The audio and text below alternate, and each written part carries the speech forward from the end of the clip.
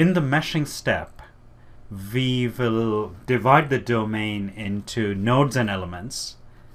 And in the process, we are going to mark out the selected locations at which we want the ANSYS solver to calculate the temperatures. Go to the project page and double-click on Model. This brings up ANSYS Mechanical. After a little bit of hesitation, ANSYS Mechanical comes up, so we can specify the mesh here, and we can also specify boundary conditions and so on. So let's go to, let's highlight mesh. And I usually like to throw a default mesh on it. Sometimes it doesn't work for very complex geometries, but usually it works. And then tweak that default mesh to get a more suitable mesh. So highlight mesh and say update.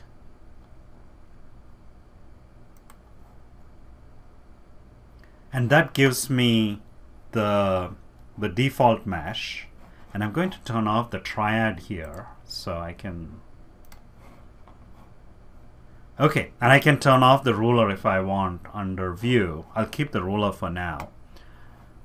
And I see a little bit of jaggedness in these lines. I'm not sure, if I zoom in here using the right mouse button, I'm not sure if this is an artifact of the graphics display, or it's actually a little bit, it's not exactly horizontal. And for regular geometry, you can ask it to give you a regular mesh, and you do that by putting in mesh control and say face meshing.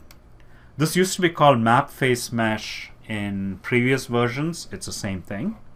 And I'm going to, so I need to have the face selection filter selected so that I can select in this face or area, and then come here and say apply. And let me zoom out here.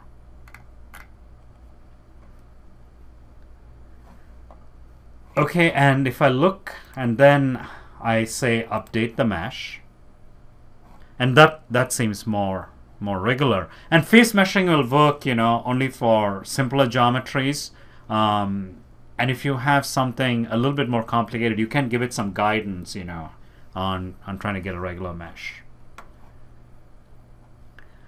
And I also want to control the number of elements that I want. And I'll say I want 4 elements along there and 8 elements along there. Essentially, I want each element, each edge length to be 0.25 meters. So I'll go to mesh control and I'll say sizing. And I can scope the sizing to, I can put the sizing on lines, I can put it on areas, I'll put it on areas.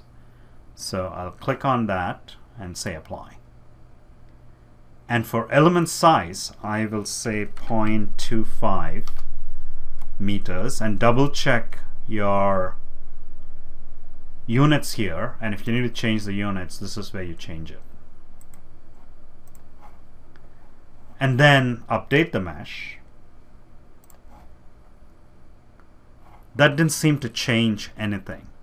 That's because in the face sizing, I have a soft setting, and the solver just took it, or the mesher just took it as, as guidance. And this is what you typically do when you have complex geometries. You can just give it some guidance on what kind of size, and then it'll adjust it according to the geometry. But for simple geometries, we want to tell the mesher, hey, don't mess with my setting.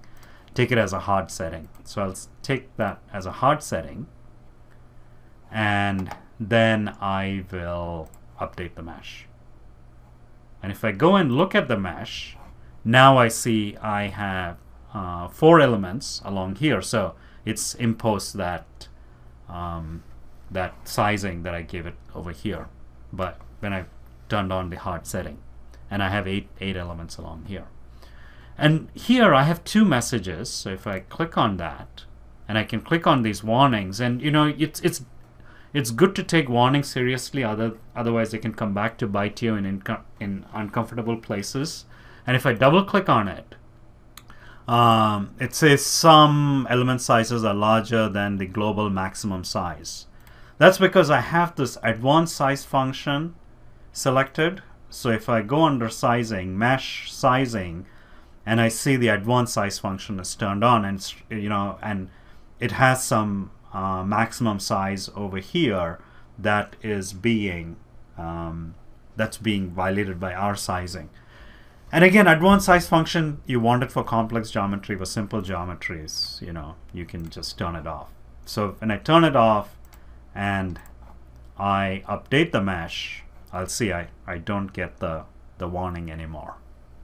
So now we have the mesh that we need, and let's next consider the number of algebraic equations that we have told the solver to generate.